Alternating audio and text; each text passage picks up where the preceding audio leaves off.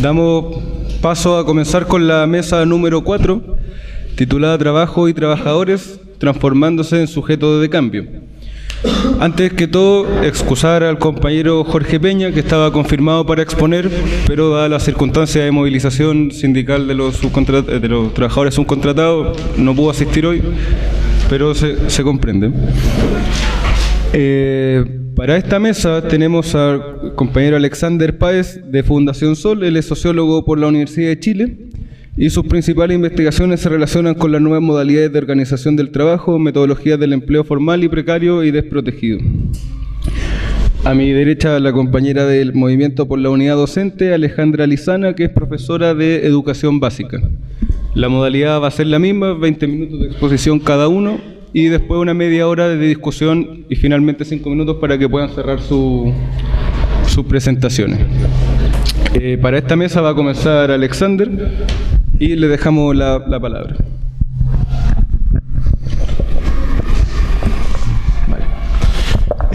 Muchas gracias por la invitación y por la asistencia.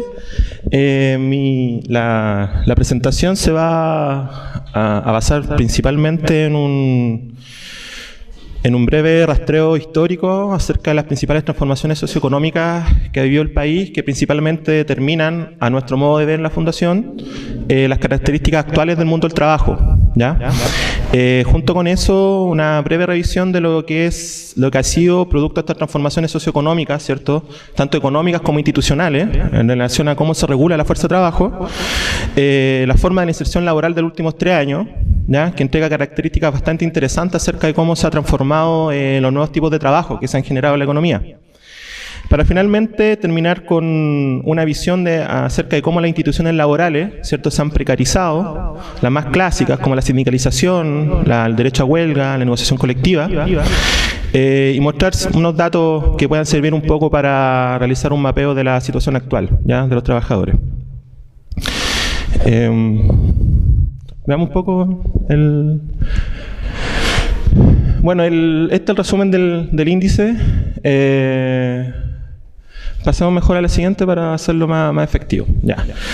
Un poco las primeras hipótesis, ¿ya?, que les queremos plantear es que las transformaciones que actualmente determinan en la forma en la cual la actual morfología del trabajo fueron dadas por 2 determinaciones fundamentales, ¿ya? La más conocida, evidentemente, guarda relación con los cambios que se producen producto del golpe militar y la dictadura y las reformas neoconservadoras que se generaron a partir de ahí, ¿ya? Pero otro punto bastante importante que se deja mucho de lado son las transformaciones económicas internacionales que se están dando en ese periodo y que son de un poco de mayor larga duración y por lo tanto de mayor lento cambio, ¿ya?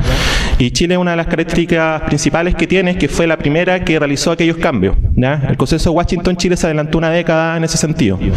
Entonces, una de las formas como de entender la importancia y profundidad de las transformaciones que se dan al trabajo en los últimos 40 años, ¿ya?, y que a nuestro modo de ver son las centrales para entender el actual modelo de desarrollo, incluso la actual configuración del poder, ¿ya?, guarda relación con estas transformaciones, ¿ya? Brevemente, solo para contextualizar un poco los cambios institucionales que también van a ser vistos bastante rápido. A partir de autores como Harvey, Nefa o Aglietta, podemos plantear de que el capitalismo, bueno, Wallerstein también, el capitalismo a partir de los 70 vive una crisis de larga duración de acumulación, ¿ya? Los patrones de acumulación que anteriormente servían para que los capitalistas obtuvieran tasas de ganancia aceptables, de lo que se llamó el modo de regulación del trabajo fordista, ¿cierto?, vive una crisis, ¿ya? Vive una crisis de acumulación, lo cual se expresa, ¿cierto?, en que la edad de oro de 1945 a 1973, el crecimiento mundial del capitalismo vive signos de agotamiento, ¿ya? La caída de la tasa de crecimiento, existe un fuerte crecimiento del desempleo en la zona centro de la economía mundo y un aumento de inflación bastante importante en los países miembros de la OCDE, ¿ya? ¿Así? Una de las formas, o la forma que yo les quiero proponer para comprender estas transformaciones y entender también la situación actual, ¿ya?, es entender esto en un marco conceptual de la acumulación flexible, ¿ya? La escuela regulacionista un poco uno podría plantear que quizá la escuela regulacionista lo que pretende es evitar las crisis endógenas del capitalismo y de esa forma estudiar las formas en las cuales esto se puede mejorar, ¿ya? Una suerte de socialdemocracia teórica, ¿ya? Pero en estricto rigor, para lo cual nos sirve entender esto, es para contextualizar las transformaciones del trabajo dentro de las transformaciones económicas y políticas del minuto, ¿ya? La gracia un poco de esta visión es que vuelve a tener una visión sistémica del trabajo y no solamente sectorial. ¿Ah? Eso es otro punto como relevante que quisiéramos como poner en la forma central de interpretar el trabajo, es que el trabajo no es un sector más entre tantos, no es solamente el sector trabajo versus sector educación, sector salud, ¿cierto? Sino que más bien el trabajo atraviesa transversalmente las transformaciones que vivió Chile en esa época. De hecho, las primeras reformas que hace la dictadura, ¿cierto?, es disminuir los derechos colectivos, ¿ya? Es una lucha antisindical. Junto con la lucha antipartidista, ¿cierto?, hay una lucha antisindical. Entonces, eso es bastante interesante para entender un poco esas transformaciones. Entonces, ¿cómo vamos a entender un poco el tema de la acumulación flexible? ¿Ya? Que se produce una flexibilidad en los procesos laborales, en los mercados de mano de obra, en los productos y pautas de consumo, en los nuevos servicios financieros, y esto es central, y en los niveles intensos de innovación comercial, tecnológica y organizativa. ¿Ya? El sector financiero es central porque para muchos autores, entre ellos Harvey, es lo que al establecer el capital financiero, la hegemonía, es donde se produce la necesidad de flexibilizar la mano de obra. Es a partir de esa hegemonía es que el resto tiene que flexibilizarse necesariamente, dado los vaivenes del ciclo económico financiero, que son mucho más cortos en relación a sus crisis, en relación a un capital industrial, ¿ya? Que sus crisis son mucho de mayor larga duración, ¿ya? Sus tasas de crecimiento son más sostenidas que una tasa de crecimiento financiera, por la misma naturaleza de la forma en la cual funciona el sistema financiero. Entonces nos vamos a desligar un poco, ¿cierto?, de que de la fuerte palabra neoliberal, ¿ya? El neoliberalismo no da cuenta 100% de las transformaciones que se producen a nivel estructural y material dentro de la sociedad. El neoliberalismo es la ideología que viene a que nosotros entendamos y aceptemos este nuevo orden económico, social y material, ¿ya? Por lo tanto, de neoliberalismo voy a hablar poco, más bien me voy a referir a cómo el trabajo se transforma en un contexto de acumulación flexible, ¿ya? Por lo tanto, entonces, el nuevo contexto económico, a partir de la reforma neoconservadora de la dictadura, no va a ser un capitalismo desorganizado, ¿cierto?, que privatiza y que por lo tanto no planifica, ¿ya? No lo vamos a tratar en términos contrapuestos a lo que había antes, ¿ya?, al desarrollismo anterior, al populismo distributivista que había en el periodo anterior, ¿ya? También los vamos a desligar un poco de la noción de que antes estaba el camino al socialismo y luego vinieron personas que evitaron el socialismo, ¿ya? Lo vamos a tratar a nivel más bien económico-material para entender mejor la naturaleza del trabajo, que es donde se centró el foco, ¿ya? Y Harvey nos dice que si nuestro propósito es buscar algo verdaderamente distintivo, ¿sí?, en esta situación actual, debemos concentrarnos en los aspectos financieros de la organización capitalista y en el papel del crédito, ¿ya? Y en síntesis dirá que la acumulación flexible recurre más que al fordismo, al capital financiero como poder coordinador, un poco trayendo la novedad actual. Y esto significa que la potencialidad para la formación de crisis monetaria y financiera independiente y autónoma es mayor que antes. Un poco el tema de los ciclos son más cortos. Ya, en ese contexto más general, ¿cierto?, de la acumulación internacional del capital, en Chile, políticamente nos adelantamos bastante a las transformaciones que se van a instalar posteriormente, primero en Inglaterra, luego en Estados Unidos, sobre todo con la crisis de Nueva York, de la ciudad, donde la ciudad quiebra, ¿sí? La ciudad antes tenía una forma de organizarse en Nueva York bastante, entre comillas, socialista, ¿ya? Era bastante participativa. Incluso el presupuesto, todo se decidía de una manera bastante controlada y los sindicatos eran muy poderosos. Sin embargo, el capital financiero fue creciendo en poder en la medida que regulaba, ¿cierto?, la industria que estaban funcionando en el interior de la ciudad, y se produce una quiebra. El capital financiero lleva a la quiebra a la ciudad de Nueva York y la obliga a seguir nuevos estándares de organización social, económica e incluso política, ¿ya? Entonces se nombra a la Inglaterra de Thatcher y se nombra al Estados Unidos de Reagan, pero la ciudad de Nueva York se anticipa junto a Chile también en estos procesos de cambio, ¿ya? Es interesante entender geográficamente un poco el desarrollo de la acumulación flexible, porque también nos da voces acerca de cuáles son los puntos comunes ¿cierto?, de las transformaciones. Y por lo menos, si seguimos a Harvey, el punto común de las transformaciones económicas viene a ser desligar el poder al sindicalismo, ¿ya?, a la clase obrera, ¿ya? La participación de la clase obrera en el modo de acumulación anterior, o en la forma en la cual se acumulaba anteriormente, era demasiado poderosa. Entonces fue una transformación principalmente política en virtud de la disminución de la tasa de acumulación de los capitalistas. En ese sentido se entiende, ¿cierto?, que la dictadura principalmente haya implicado en un inicio una desarticulación política y social de los actores previos del régimen, ¿ya? Y en ese sentido se enmarca el tema del plan laboral, ¿ya? O sea, Tironi y Martínez, ¿cierto?, en los 80, plantearon un gran libro sobre clases sociales entre el 70 y el 80.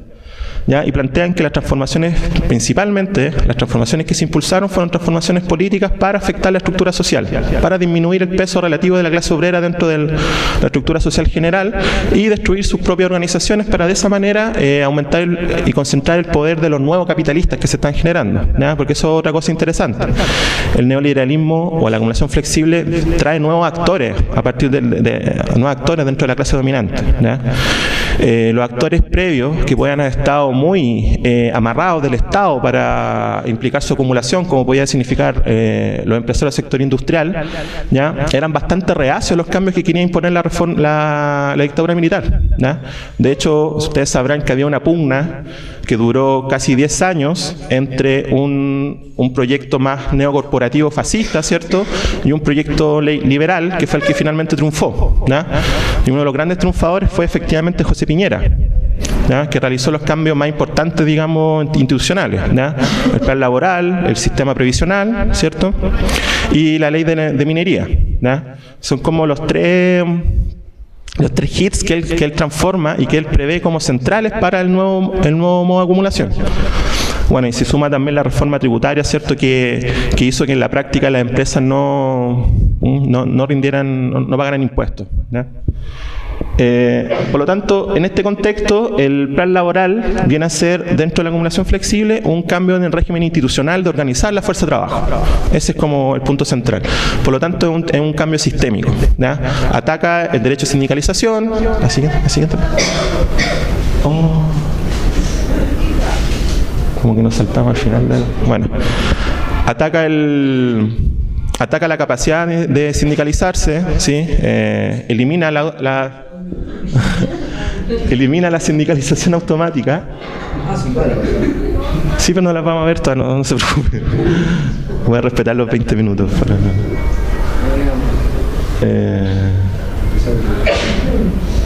La siguiente. Ya, esto es bueno, pero está escrito lo que estoy hablando. Pero esta cita, digamos, resume un poco todo lo que voy a hablar para que sigamos avanzando. El autor del plan laboral, José Piñera, en su libro La Revolución Laboral, plantea que hay que reemplazar la lucha de clases, trabajadores versus empresarios, por la lucha de empresas. Es decir, trabajadores y empresarios de una misma empresa versus los de otra que compite con ellos. Lo que es funcionar una economía de libre mercado, ¿ya? O sea, un poco lo que quiero dar cuenta es que las transformaciones fueron conscientes en términos de la incidencia política, ¿ya? No fue una transformación ciega de mecanismos automáticos de la economía en la cual el capital reguló su nueva forma de acumulación, lo cual no quita que este tipo de regulación no tenga limitantes técnicas para seguir reproduciéndose en el tiempo, ¿ya? De hecho, su limitante técnica principal es que los trabajadores no logren organizarse nuevamente, ¿ya? Entonces, siempre es político-técnico al mismo tiempo, nunca quita de hacerlo. Y lo otro principal, que es una estructura de larga duración que finalmente se permea el tema laboral, es que la acción sindical se volvía local y exclusivamente económica, ¿ya? Bueno, ya saben el terror que generó la dictadura en términos de dirigentes degollados, ¿cierto?, de desarticulaciones a todo nivel del movimiento sindical. Así. Esto lo vamos a ir pasando bastante rápido, pero un poco entrando en la discusión, ¿cierto? Porque es fácil atribuirle toda la dictadura y olvidarnos que los últimos 22 años fueron un gran paréntesis de manos amarradas, ¿ya? Como nosotros no tuvimos quórum, ¿cierto?, para cambiar esto, nosotros teníamos al dictador funcionando en la calle, teníamos después al dictador en el Senado, entonces una serie de excusas las cuales la concertación supuestamente se vio amarrada para no realizar cambios que había prometido, ¿cierto? Dado que la base obrera fue bastante importante en la lucha contra la dictadura durante la democracia. Pues bien, la concertación durante 22 años funcionó de forma tal que no tocó tres pilares fundamentales a nuestro modo de ver del plan laboral, ¿ya? La negociación colectiva es cierto desacotada, no es interempresa, bastante técnica, ¿ya? Engorrosa, ¿sí? Lo cual ha implicado, cierto, que aumenten los convenios colectivos por sobre la negociación colectiva, cierto, la entrega de bonos, ¿sí? Que disminuya la cobertura de esta misma negociación colectiva y que en estricto rigor no sea una negociación colectiva, ¿ya? En otros países no le llamarían negociación colectiva a la forma en la cual se plantea acá en Chile, ¿ya? Sigamos avanzando. Entonces, solamente una cosa más en la concertación, como para entender un poco los duros 90 de desmovilización. La CUT, los empresarios y el gobierno, entre el 90 y el 93, realizaron los famosos acuerdos marcos, ¿ya? Fueron una serie sucesiva de mesas de trabajo, en las cuales se pactaron las principales reformas a realizar en el trabajo, las cuales ninguna tocó la capacidad de organización colectiva, es decir, ninguna tocó la correlación de fuerza entre capital y trabajo, ¿ya? Ese es un poco el tema, ¿ya? Lo que sí hubo, y esto es interesante, hubo recuperación del poder adquisitivo de los trabajadores, hubo aumento de salario, ¿ya? Sobre todo a partir del reajuste del salario mínimo, ¿ya? Se generó unas transformaciones con un criterio de equidad, ¿sí? Por lo tanto, eso sí fue aumentando en la medida que iba disminuyendo la afiliación sindical, ¿ya? Indirectamente proporcional. A mayor salario, menor afiliación sindical, ¿ya? Lo cual se rompe con la crisis asiática. Y aquí pasemos. Vamos a pasar, quiero mostrarle un poco unos datos, ¿ya? Que es como brevemente, estos son los últimos 3 años en la forma en la cual, cuál es la dinámica, digamos, del empleo nacional, ¿ya? Los últimos 3 años. Es solo para relevar un puro dato, ¿ya? Esto es, el empleo los últimos 3 años ha aumentado como 800.000 personas, ¿ya? Entonces, esta es la distribución porcentual de esas 800.000 personas. ¿Dónde está cargado la creación del empleo? Está cargado en los asalariados, ¿ya? O sea, el 83% de la generación de empleo de los últimos 3 años son asalariados. Pero el 43% corresponde a asalariado externo, es decir, subcontratado o suministro personal, ¿ya? Entonces, si uno solamente viene por tendencia, lo cual significa que el 16,5% de los asalariados actualmente sea externo, ¿ya? Esa es como la incidencia actual, cuando hace 3 años era el 11%. Entonces, el aumento es bastante importante, ¿ya? Está aumentando dentro de la masa laboral el trabajador subcontratado, lo cual se ve también en las movilizaciones, también se ve afuera, también se ven en la nueva forma de organizar, en la nueva forma de lucha sindical, ¿ya? Siempre ha partido de ese tipo de trabajadores, ¿ya? Obviamente incide más en las mujeres, ¿ya? El 64% de las asalariadas mujeres corresponde a trabajadores externos.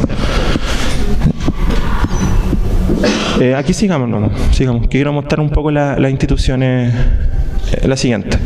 Entonces, esto es un poco la evolución de la tasa de sindicalización, ¿sí? Uno de los efectos que se nota acá, ¿sí? Plan laboral, sindicalización, ¿ya? Ese fue el efecto de la nueva forma de regular el trabajo. La siguiente. Si uno se compara internacionalmente, tenemos que Chile está acá en la cobertura de negociación colectiva, con cerca de un 11%. La negociación colectiva con derecho a huelga quedaría en un 7,5%. ¿Ya? Ustedes sabrán que la negociación colectiva, para tener derecho a huelga, tiene que ser durante el periodo en el cual se define en la ley que la negociación colectiva debe ser. Si se establecen convenios previos, eso es un convenio colectivo sin derecho a huelga. ¿Ya? Nosotros lo que llamamos nosotros mendicidad sindical. ¿Ya? En el fondo se está solicitando al patrón que le entregue algo. El derecho a huelga es fundamental básicamente porque establece un diálogo. Ni siquiera es revolucionario. El derecho a huelga es un nivel básico, institucional, que tiene el capital para regular la negociación entre capital y trabajo. ¿Ya? Y eso en Chile está absolutamente votado y precarizado, sobre todo por los rompehuelgas, ¿ya? Por las 4 UF que puede pagar el empleador por cada trabajador que reemplaza. ¿Ya? La siguiente. Entonces, esta es la evolución de los asalariados que están cubiertos con instrumentos colectivos. ¿Ya? Partimos en el 91 entre un 13 y un 14%, para terminar el 2011 en un 11,3%, y principalmente con contratos colectivos, con convenios colectivos, no con negociación colectiva, como lo muestra el siguiente gráfico. ¿Ya? Este es el porcentaje de trabajadores que tienen negociación colectiva, pero que no tienen derecho a huelga, ¿ya? Que establecen el convenio colectivo previo. Del 90 era solo menos del 15%, para llegar el 2011 a un 30%. ¿Ya? Así. La siguiente, pasemos para la siguiente. Esto. Quisiera llegar a esto solo para terminar, porque creo que ya me excedí. Ya. Van a disculpar el tema de los gráficos, tanto datos y todo el cuento, pero es interesante para ver históricamente cómo ha evolucionado el cuento, ¿ya? Y qué significa incluso a nivel macroeconómico la pérdida de poder de los trabajadores, ¿ya? Yo entiendo que lo principal es la voluntad política, ¿cierto? Lo principal es la orientación política en la cual estamos viendo, pero también es un argumento político, ¿ya? El hecho de la importancia económica del trabajador, ¿ya? Eso generalmente se nos olvida dentro de nuestras luchas diarias sobre el tema laboral, ¿ya? Pero lo que ocurre es que en los últimos 20 años, tomando como base el 1990, la productividad, como verán, en la línea verde va en alza, ¿sí? Es enorme. Uno de los grandes argumentos que tiene, ¿cierto?, la derecha o el oficialismo es decirnos de que el trabajador chileno es poco productivo, por lo tanto los salarios por eso son bajos, ¿no? Es como culpa nuestra. Pero lo que ocurre es que la productividad va en alza, sin embargo los salarios, veamos la línea azul, que son los salarios medios, ¿cierto? Van en un crecimiento absolutamente desfasado de lo que es el crecimiento de la productividad, ¿ya? Lo que nos dice la teoría neoclásica es que estos van alineados. Y aún así, nosotros como trabajadores nos quedamos cortos, porque a nosotros lo que nos interesa no es ir alineado con la productividad, ¿sí? Entonces, a eso voy un poco. Incluso ni eso se nos cumple, ¿ya? Entonces, este excedente, ¿qué significa? Significa que la productividad en los últimos 20 años ha aumentado en un 90%, sin embargo los salarios han aumentado en un 20%. El delta, ese 70%, es un excedente que va directamente al bolsillo del empleador, ¿ya? Y a nuestro modo de ver, lo que cruza esta curva es el bajo poder político de los trabajadores, ¿ya? Entonces, terminando y redondeando, las transformaciones, producto de la crisis internacional que se produjeron y producto de la labor política que ejerció la dictadura para destruir el poder de los trabajadores, lo que produce es este desfase. Y este desfase a nivel más general, ¿cierto?, puede producir problemas incluso macroeconómicos en términos de qué tipo de demanda van a tener estos trabajadores. O sea, con este nivel de salario, ¿qué le vamos a comprar a Polman? Eso un poco, o sea, también es una preocupación para el capital el hecho de que esté precarizando tanto a sus propios trabajadores, ¿ya? Que es un poco lo que Keynes quería solucionar en la crisis del 29, ¿ya? Entonces eso es un poco. Después podemos seguir reflexionando más. Gracias.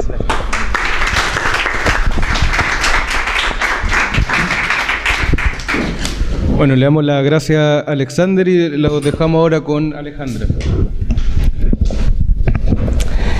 Buenas tardes. Antes de comenzar, disculparme, estoy un poco resfriada, así que algunas pausas voy a tener que hacer.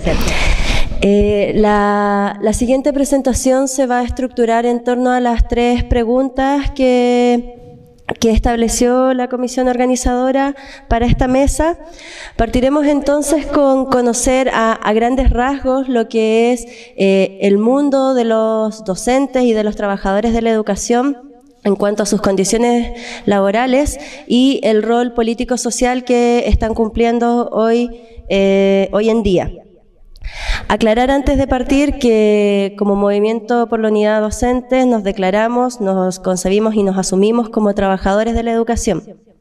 Asumimos que hay que fortalecer el gremio docente sin nunca desvincularnos de lo que son el resto de este engranaje llamado trabajadores de la educación. El escenario de las características del trabajo del profesorado es bastante complejo.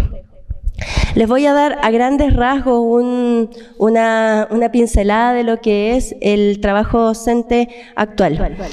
Hoy en día los profesores nos encontramos sumamente fragmentados, principalmente por los establecimientos educacionales en los cuales nos desempeñamos, según la dependencia administrativa y financiera de estos.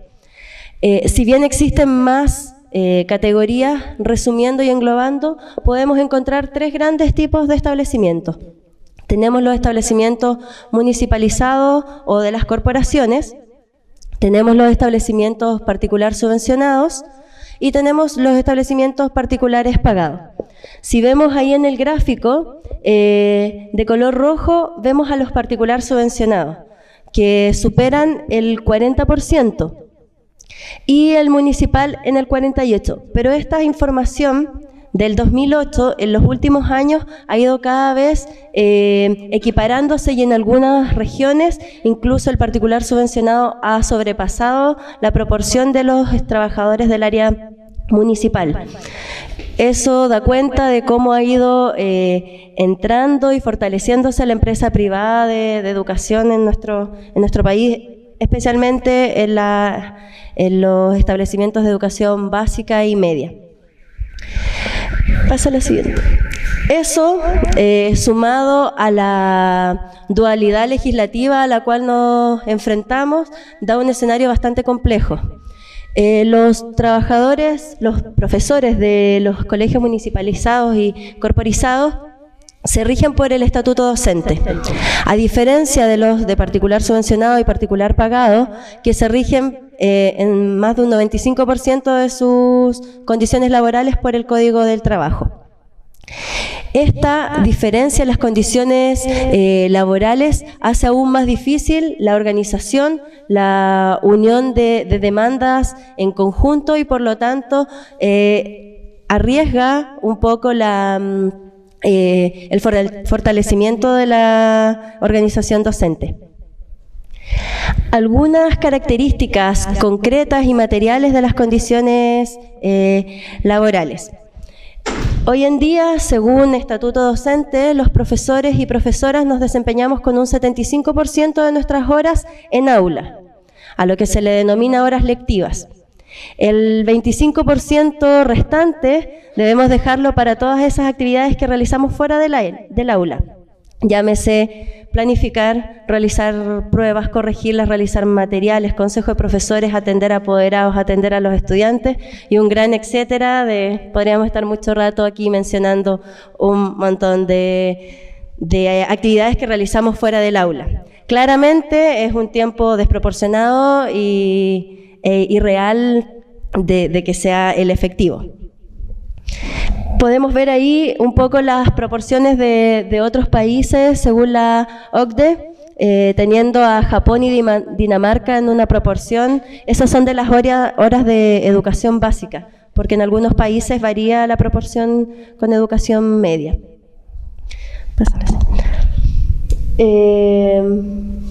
Es que parece un efecto ahí. Eso. En promedio, en las aulas de Chile tenemos a 32 niños por aula. Y recalco promedio porque en este estudio también están considerados los colegios particulares, donde podemos encontrar aulas de 10, 15 niños, en contraposición a colegios de particular subvencionados y municipales, donde hay 35, 40 y hasta 45 niños por aula, con un solo profesor a cargo. También podemos ver ahí una comparación con otros países. Nosotros decimos, antes de hablar de excelencia en la educación, veamos cómo están las condiciones laborales del profesorado. Sigue. El promedio de renta estable de un docente es del 43,9%. Más del 50% de nuestros sueldos corresponde a bonificación variable, lo que inestabiliza lo que es nuestra condición salarial y, por lo tanto, pone a las leyes del mercado, de la competencia y el individualismo cuánto vaya incrementando nuestro sueldo o no. Esto se hace aún más grave con el proyecto de carrera profesional docente que hoy se está discutiendo aún en el Congreso, donde el salario y las condiciones laborales se flexibilizan aún más, dejando a cargo de evaluaciones estandarizadas, tanto locales como externas, el subir o no de un rango a otro y, por lo tanto, variando tu sueldo. Y por último, y esto creo que es una de las cargas más sentidas de los que ejercemos la profesión, más del 50% de los profesores ocupamos cerca entre el 10 y 30 horas semanales fuera de nuestras horas de contrato para la realización de tareas docentes. Todas esas tareas no lectivas que les mencioné en el 25% y que claramente en el 25% no alcanza, las debemos llevar a la casa, afectando claramente a la vida familiar, a la vida personal, el descanso y, por lo tanto, repercutiendo también en nuestras prácticas pedagógicas, porque un profesor que llega cansado, mal humor, quizás eso generó algún conflicto, obviamente no va a ser igual la clase a un profesor que realmente tuvo las condiciones de descanso y de preparación de su clase. Todas estas características nos muestran un sistema flexible en el cual nos tenemos que desenvolver los profesores y profesoras de este país. Bueno, y no diferente a algunas realidades, solamente como dato pudimos tener la posibilidad de conversar con profesores de México, donde se está dando exactamente el mismo proceso. De hecho, el proyecto de carrera profesional que ellos están legislando es exactamente igual al que se está legislando acá. Pasando un poco al rol político-social del profesorado, lo vamos a analizar desde un punto teórico, ideológico, político. Hoy en día el profesor está siendo un mero reproductor de un currículum, se ha transformado en un tecnócrata de la educación, donde la autonomía es prácticamente nula, los espacios de reflexión también son prácticamente nulos. ¿Qué está pasando? Las condiciones laborales son tan agobiantes que no hay tiempos reales en la escuela de poder reunirnos con nuestros colegas para poder reflexionar y trabajar en conjunto. Obviamente esto es una estrategia porque el profesor cohesionado con sus colegas obviamente genera ahí una sinergia que no le conviene a los grandes círculos.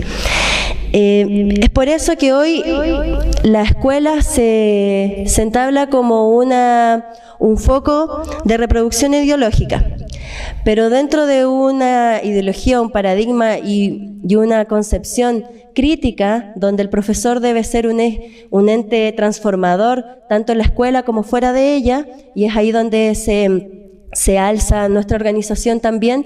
La escuela aparte debe ser un espacio de resistencia y de lucha y de disputa de los espacios que en ella se originan. Es por eso que nosotros debemos ser agentes de cambio desde las cosas más simples, desde cómo nos relacionamos con nuestros colegas, cómo nos relacionamos con nuestros estudiantes, el discurso que entablamos, la coherencia entre nuestro discurso y nuestra práctica, y apostando a ocupar todos los espacios de organización que dentro de la escuela se originen, llámese sindicatos, comités paritarios, bienestar, gremiales, etcétera. Eso más o menos la realidad material y del rol social del profesorado.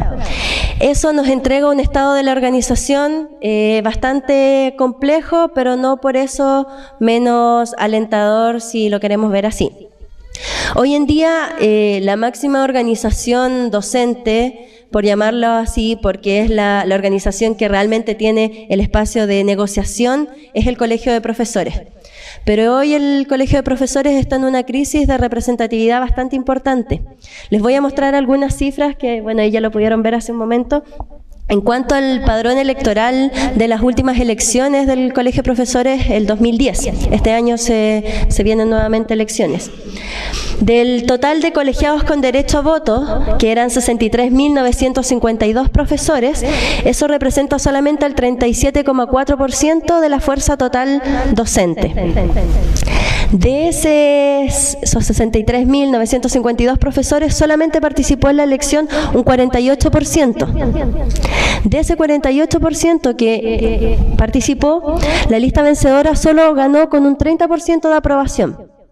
Lo que significa que la lista que ganó a nivel nacional ganó con un 14,4% de aprobación de los colegiados y un 5,4% de aprobación de la fuerza docente real. Las cifras creo que hablan por sí solas. Un gremio que se valida con un porcentaje así, claramente está en una crisis importante. Sumado a eso, que cerca del 20% de los profesores colegiados hoy está jubilado. Por lo tanto, de ese universo, el 20% no tiene inserción real en las escuelas y por lo tanto su discurso y su práctica es completamente desfasada. Y como también mencionó aquí Alexander, a nivel general la sindicalización es bastante baja en nuestro país, los profesores no nos escapamos de eso, si bien no tenemos datos certeros de cuánto es el porcentaje de sindicalización de los profesores, no creo que nos escapemos mucho al 11% que mencionaban recién. Hoy el Colegio de Profesores es un espacio gremial que está en discusión de reforma estatutaria para avanzar a lo sindical. Esas reformas no han sido aprobadas porque necesitan el visto bueno del Ministerio de Hacienda y Economía. Por lo tanto, están ahí frenadas. Mientras esas modificaciones no se aprueben, el Colegio de Profesores seguirá siendo gremial, lo que significa es que solamente representa teóricamente al mundo municipal corporado y el ámbito particular y particular subvencionado solamente se puede colegiar a nivel de persona, no como organización. Los sindicatos no se pueden colegiar y por lo tanto es un gran universo. Ya les decía que se están equiparando, o sea, el 50% de los profesores en Chile, o más del 50% si incluimos a los particulares también, no tienen realmente un espacio concreto dentro del Colegio de Profesores. Pero ¿cómo transformarlo? Y aquí nuestra organización apuesta a dos estrategias. Una, que es la conformación misma de estos colectivos, movimientos externos al Colegio de Profesores que fortalezcan la organización docente, pero también el ocupar los espacios que este Colegio de Profesores nos está entregando. Es por eso que en las elecciones que se vienen este año del Colegio de Profesores, como Movimiento por la Unidad Docente, apostamos a ocupar esos espacios. Pero no vamos a lanzarnos ni a nivel nacional ni a nivel regional, porque aún no está el escenario para salir victoriosos en ese ámbito. Nosotros nos fortaleceremos en lo que es el lado comunal, porque es ahí donde tenemos inserción real a las escuelas, donde podemos insertar nuestro discurso y donde podemos conducir desde el discurso práctico lo que son nuestros lineamientos y la construcción de base con nuestros colegas de las escuelas municipalizadas y si se aprueba esta reforma, también el área particular subvencionada. Está puesta en los 4 planos ideológicos. Tenemos que fortalecer la organización. No somos los culpables de la crisis de la educación como nos lo han pintado. Hay falencia y condiciones sistémicas que van más allá de nuestras mismas prácticas, pero nos tenemos que hacer responsables. Es por eso que tenemos que fortalecer la organización, tenemos que fortalecer nuestro ser crítico y transformador dentro de la escuela y dentro de la sociedad también. Y por último, la última pregunta en cuanto a las demandas que se vienen para este 2013. Demandas estructurales, apoyamos 100% la educación gratuita, estatal, laica, y de excelencia. Para eso, los compañeros que hoy se están movilizando del cobre tienen un papel importante y nosotros vamos a apoyar en toda instancia la renacionalización del cobre, porque de esa manera esta educación de excelencia y gratuita se va a poder financiar, y además unido al proceso y al proyecto de desmunicipalización hacia el traspaso al Estado y no a lo privado como propone el gobierno. Esas son las dos grandes demandas estructurales que como movimiento levantamos este año. Y en lo sectorial, apostar a una carrera profesional digna, coherente con nuestra labor docente, colaborativa y, por supuesto, que represente y que permita el desarrollo profesional.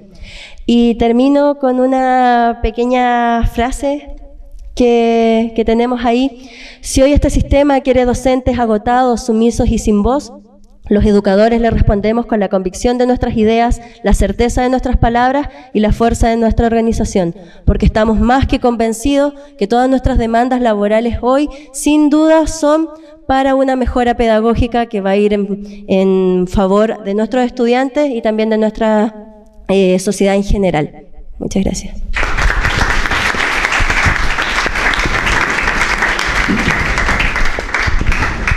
Bueno, dejamos el espacio a 3 preguntas inicialmente para poder ordenar el proceso de discusión, y la palabra de usted, compañero. Yo tengo una pregunta, lamentablemente, que vamos a dejar a Carlos al final de parte del profesor. Pero tengo una pregunta un poco de lo que escuché de ti, lo que escuché de la compañera. ¿Hay alguna propuesta que exista alternativa, no la propuesta de carrera docente, que no es carrera docente, es simplemente una acreditación para entrar a competir en el mercado laboral docente? ¿Hay alguna propuesta que hable de alguna especie de, no sé, figura legal que haga converger una especie de estatuto docente con el Código del Trabajo? Lo pregunto porque apuntaba mucho al mundo municipal, al mundo particular subvencionado, pero resulta que los profesores de colegios particulares pagados no son fuente de derecho del estatuto docente ni nada de eso. Entonces hay no 2, sino que ya habría 3 categorías de docentes en Chile. Ya estuve 12 años en esa otra categoría, entonces por eso la conozco. 1, 2. En relación a la transformación, como tú apuntabas, la crisis no es nuestra responsabilidad, pero tenemos que hacernos cargo. Me parece excelente. Pero mi pregunta va más allá solamente del copar espacios en el colegio de profesores, en la institucionalidad del establecimiento, etc. Sino que mi pregunta tiene relación ahora con el aula. Si queremos educación de calidad, necesitamos procesos de enseñanza de calidad. Ya. En esa lógica, mi pregunta es bien específica. ¿Qué pasa con la evaluación docente? ¿Es tan endemoniada? ¿O la evaluación docente podría también transformarse en una herramienta de crecimiento profesional docente? Eso es. La compañera también había pedido la palabra. Buenos días a todos, todas. Mi pregunta, la verdad, es que es bastante personal y la he discutido también con otros colegas. Va a Alexander de Fundación Sol. Cuando él nos mostraba uno de los gráficos, ¿no es cierto?, que la verdad es que son bastante esclarecedores de la situación laboral de nuestro país, uno de ellos establecía que la productividad, ¿no es cierto?, ha ido en aumento desde una década hasta hoy. Sin embargo, el sueldo, ¿no es cierto?, de los trabajadores y las trabajadoras no ha sido así. ¿Cómo concibe Fundación Sol, o en caso de que no lo haya discutido, cómo concibes tú la productividad desde el mundo de lo docente, desde el mundo de lo educacional, en su rol de trabajadores, de trabajadoras? Porque nosotros la verdad es que muchos hemos tenido esta interrogante y es complejo el tema, porque nosotros de hecho nos sentimos como trabajadores, como trabajadoras, pero a la hora de estos datos, por ejemplo, la productividad nuestra no tiene que ver con un objeto, digamos, ¿ya? Sino que tiene que ver con la subjetividad de los sujetos. Por ahí va, por eso, esa es la... ¿Alguien más tiene alguna pregunta para dar paso a la intervención? No, yo tengo una pregunta para Alejandra, pero es en base a lo que dijo Alexander y a lo que intervino la compañera recién. Según el gráfico que mostró Alexander, hay una relación dispar, digamos, entre el aumento de salario y entre el aumento de la productividad. Que incluso, digamos, utilizando ya como categorías de análisis, podríamos decir que aún aumentando el salario, si no es tan estricto correlato con el aumento de la productividad, el aumento del salario es el mismo una materialización de la pauperización del trabajador. ¿Por qué lo pregunto? ¿O por qué parto desde ahí? Porque mi duda es desde la organización de los docentes, ¿cómo analizan la proyectividad que tiene la exigencia de aumento de salario?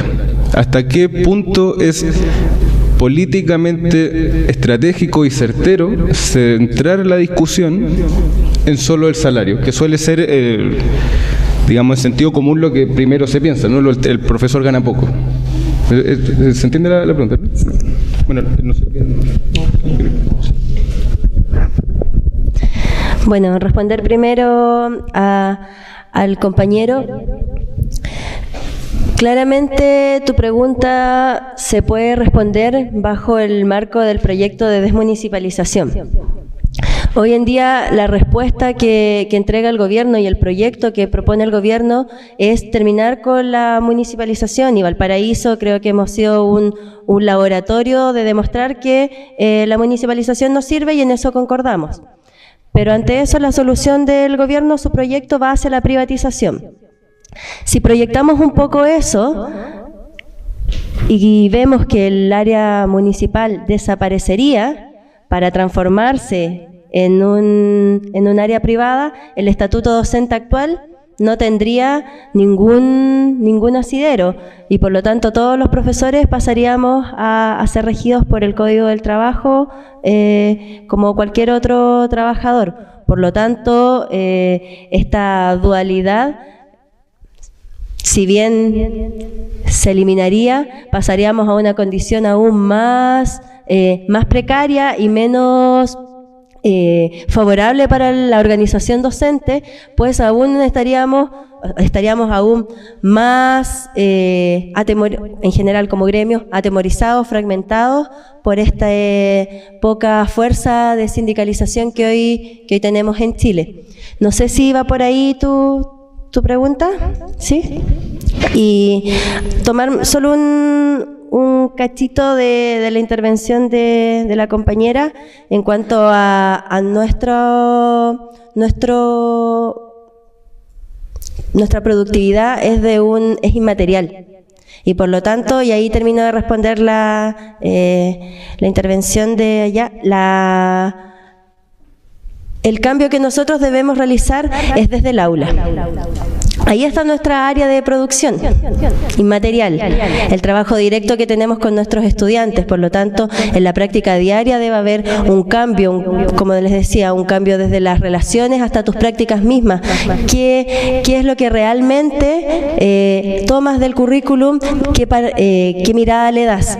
Y ante eso, la evaluación docente, claramente, como evaluación, no la negamos. No negamos que una evaluación pueda permitir la mejora o el diagnóstico de tus fortalezas, tus debilidades para una mejora. Pero la actual evaluación docente es un instrumento que está invalidado porque no tiene las condiciones para ser realizada. Los profesores no tienen el tiempo ni las disposiciones materiales físicas para poder realizarla. Por lo tanto, mientras no se plantee una evaluación docente que realmente sea formativa y en las condiciones óptimas, nosotros lo vamos a rechazar. Pero no, y recalco, no rechazamos la evaluación en sí. sino que rechazamos el actual instrumento de evaluación docente. Y por otro lado, a tu respuesta, claro, normalmente se alza primero las reivindicaciones salariales de los profesores, pero por eso como movimiento les decía que van más allá de el salario, es un componente de las condiciones laborales del docente. No podemos hablar solamente de una mejora en el salario si seguimos teniendo las mismas condiciones precarias. Por lo tanto, de manera proporcional a los cambios salariales deben haber mejoras en las condiciones, ya sea reducir el número de estudiantes por aula, mejorar la proporción de horas lectivas a no lectivas hasta avanzar a un 50% cada una de ellas, mejorar los espacios de reflexión real dentro de la escuela, que los consejos de profesores sean realmente un espacio de discusión y de mejora pedagógica y no solamente un tema administrativo. Por lo tanto, debe ir a la par una reivindicación salarial de condiciones laborales y, como les decía, para una mejora en nuestras prácticas pedagógicas.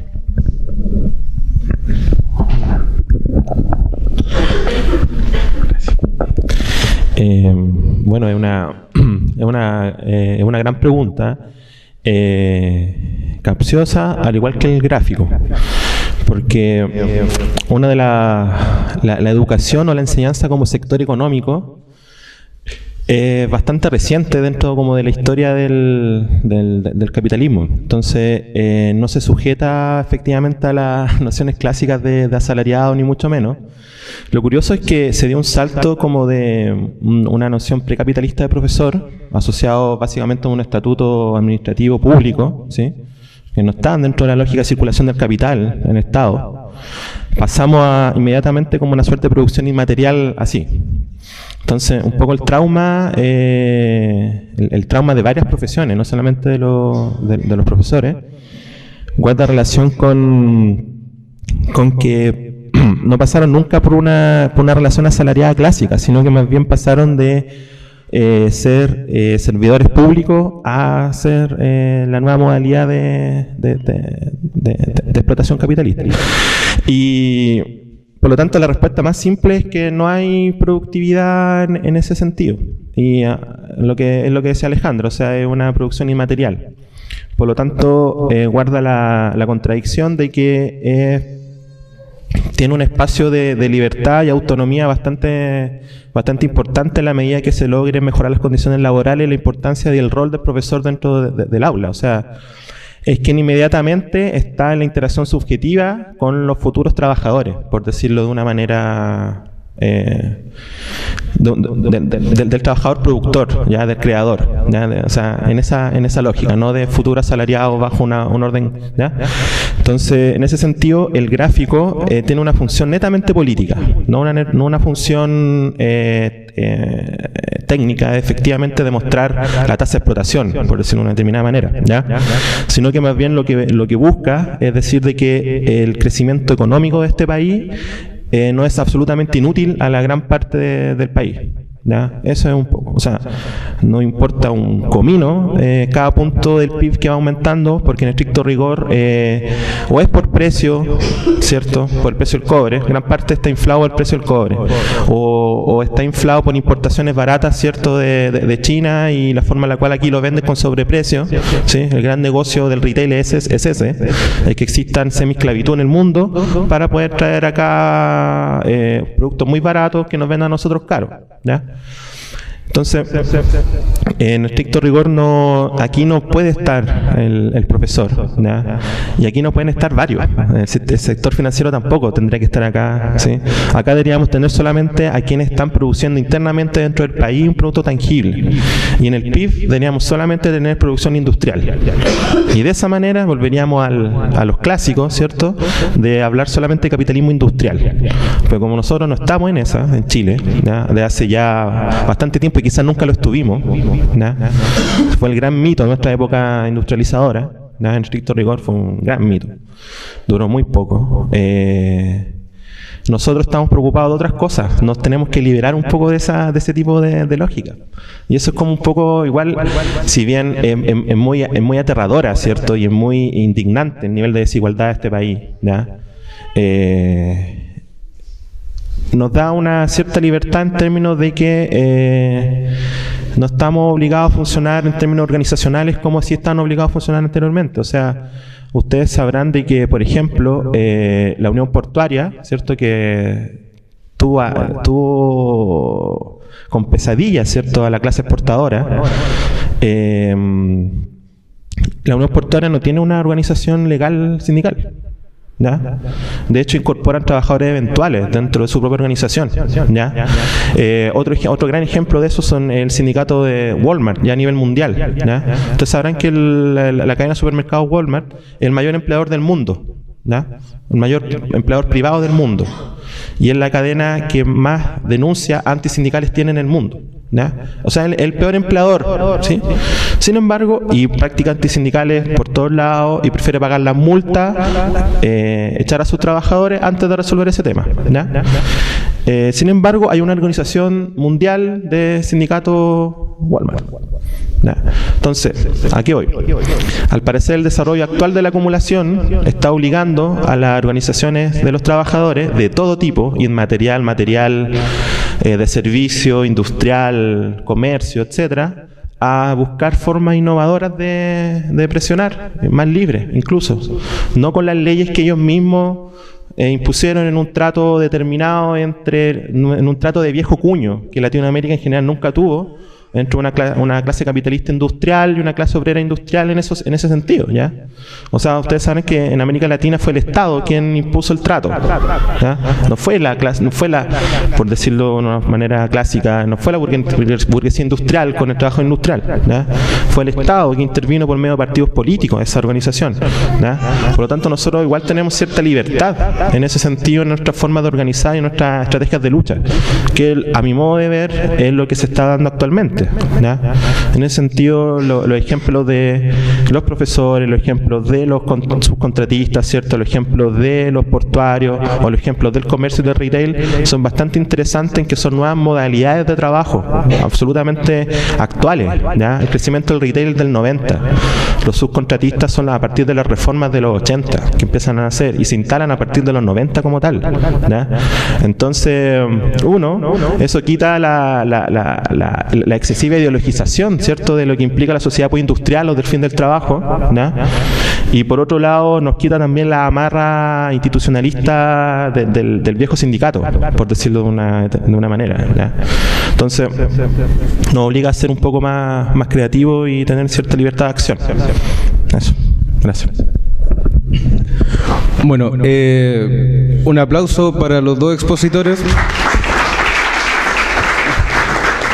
Y quedan, por supuesto, todos invitados a mantener las discusiones afuera y están invitados a un almuerzo común para todos y poder...